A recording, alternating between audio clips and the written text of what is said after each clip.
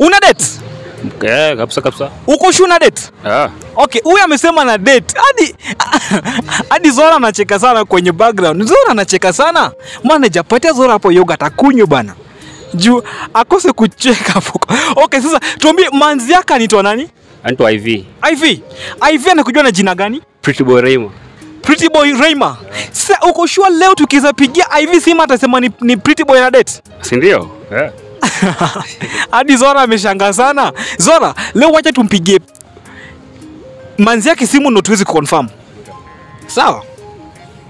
Weka namba ya IV hapo tuweze kujua. Ni vipi? Hello. Sasa? Poa sana. Ni nani? Kwa majina naitwa Willy. Sijui kama umenijua?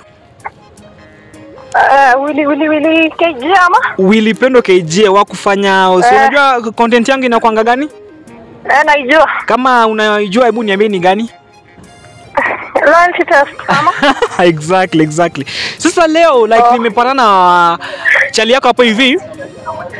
Akasema eti anakupenda sana. So before ni confirm kama wewe pia unampenda nimekupigia simu tu confirm.